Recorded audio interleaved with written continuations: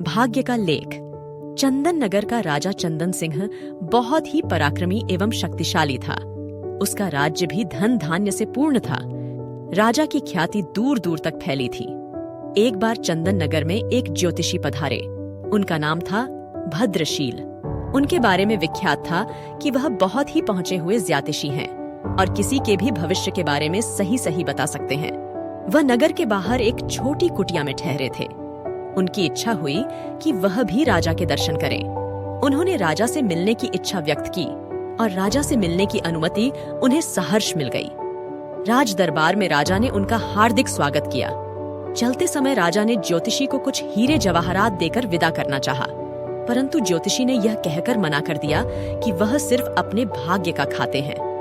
राजा की दी हुई दौलत से वह अमीर नहीं बन सकते। राजा ने पूछा, इससे क्या तात्पर्य है आपका गुरुदेव? कोई भी व्यक्ति अपनी किस्मत और मेहनत से गरीब या अमीर होता है। यदि राजा भी किसी को अमीर बनाना चाहे तो नहीं बना सकता। राजा की दौलत भी उसके हाथ से निकल जाएगी। यह सुनकर राजा को क्रोध आ गया। गुरुदेव, आप किसी का हाथ देखकर यह बताइए कि उसकी किस्मत में अमीर बनना लिखा है या गरीब। मैं उसको उलट कर दिखा दूंगा। राजा बोले, ठीक है, आप ही किसी व्यक्ति को बुलाइए, मैं बताता हूँ उसका भविष्य और भाग्य। ज्योतिषी ने शांतिपूर्वक उत्तर दिया। राजा ने अपने मंत्री को चुपचाप कुछ आदेश दिया और कुछ ही क्षणों में एक सजा धजा नौजवान ज्योतिषी के सामने हाजिर था। ज्योतिषी भद्रशील ने ध्यान से उस व्यक्ति का माथा देखा, फिर हाथ देखकर कहा, यह व्यक्ति गरीबी में जन्मा है और जिंदगी भर गरीब ही रहेगा। इसे खेतों और पेड़ों के बीच कुटिया में रहने की आदत है और वहीं रहेगा। राजा चंदन सिंह सुनकर हैरत में पड़ गया। बोला, आप ठीक कहते हैं। यह सजा धजा नौजवान महल के राजसी वस्त्र पहनकर आया है, परंतु वास्तव में यह महल के बागों की देखभाल करने वाला गरीब माली है। परंतु गुरुदेव, 1 वर्ष के भीतर मैं इसे अमीर बना दूंगा। यह जिंदगी भर गरीब नहीं रह सकता। राजा का घमंड देखकर ज्योतिषी ने कहा, ठीक है, आप स्वयं प्रयत्न कर लीजिए, मुझे आज्ञा दीजिए। और ज्योतिषी भद्रशील चंदन नगर से चले गए। राजा ने अगले दिन माली दयाल को बुलाकर एक पत्र दिया और साथ में यात्रा करने के लिए कुछ धन दिया। फिर उससे कहा, यहाँ से 100 कोस दूर बालीपुर में मेरे परम मित्र भानु प्रताप रहते हैं। वहां जाओ और यह पत्र उन्हें दे आओ। सुनकर दयाल का चेहरा लटक गया। वह पत्र लेकर अपनी कुटिया में आ गया और सोचने लगा, यहाँ तो पेड़ों की थोड़ी बहुत देखभाल करके दिन भर आराम करता हूँ।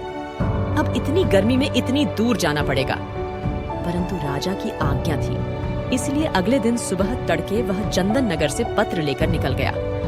2 गांव पार करते करते वह बहुत थक चुका था और धूप चढ़ने लगी थी। इस कारण उसे भूख और प्यास भी जोर की लगी थी।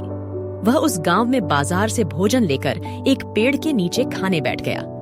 अभी आधा भोजन ही कर पाया था कि उसका एक अन्य मित्र, जो खेती ही करता था, मिल गया। दयाल ने अपनी परेशानी अपने मित्र टीकम को बताई। सुनकर टीकम हंसने लगा। बोला, इसमें परेशानी की क्या बात है? राजा के काम से जाओगे, खूब आव भगत होगी।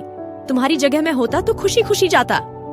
यह सुनकर दयाल का चेहरा खुशी से खिल उठा। तो ठीक है भैया टीकम, तुम ही यह पत्र लेकर चले जाओ। मैं एक दिन यहीं आराम करके वापस चला जाऊंगा। टीकम ने खुशी खुशी वह पत्र ले लिया और 2 दिन में बाली नगर पहुंच गया। वहां का राजा भानु प्रताप था। टीकम आसानी से भानु प्रताप के दरवाजे तक पहुंच गया और सूचना भिजवाई कि चंदन नगर के राजा का दूत आया है। उसे तुरंत अंदर बुलाया गया। टीकम की खूब आवभगत हुई। दरबार में मंत्रियों के साथ उसे बिठाया गया। जब उसने पत्र दिया तो भानु प्रताप ने पत्र खोला। पत्र में लिखा था, प्रिय मित्र, यह बहुत योग्य एवं मेहनती व्यक्ति है। इसे अपने राज्य में इसकी इच्छानुसार 400 एकड़ जमीन दे दो और उसका मालिक बना दो।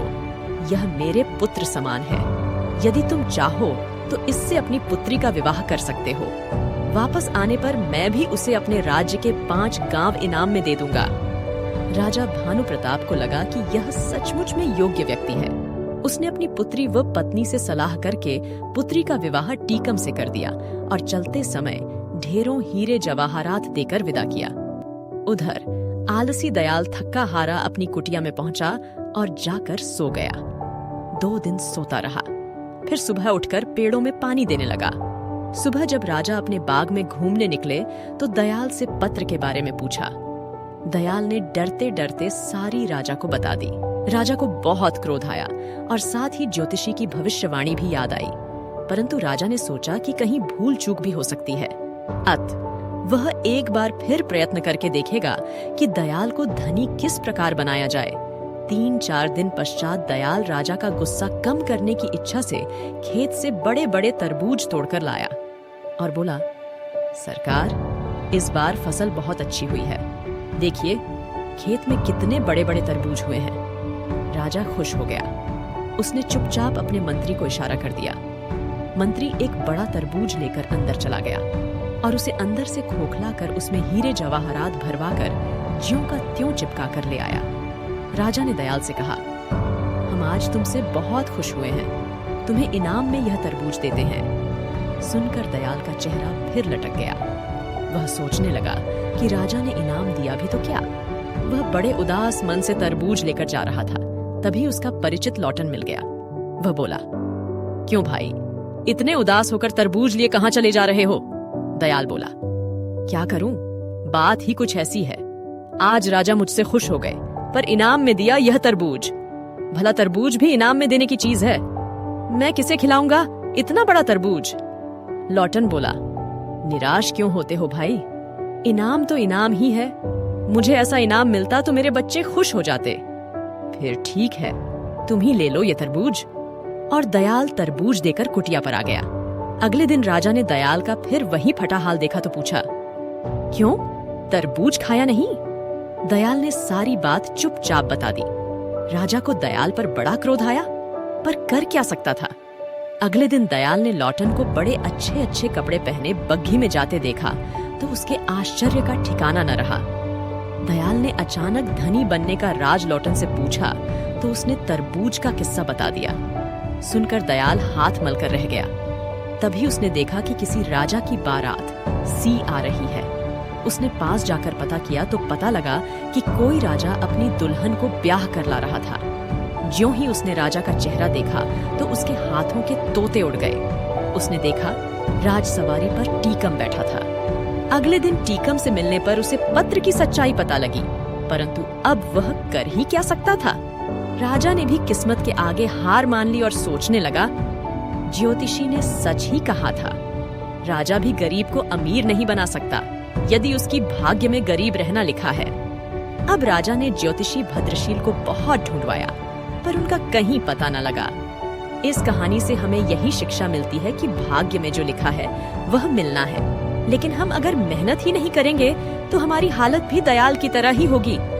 तो मेहनत से मत डरिए। और कहानी पसंद आई हो तो चैनल पर जुड़ जाओ, लाइक करो, सब्सक्राइब करो। धन्यवाद। हमारे ज्ञानबाजी चैनल को अभी सब्सक्राइब करो और बताओ कमेंट में आपको कौन सी कहानी सुननी है।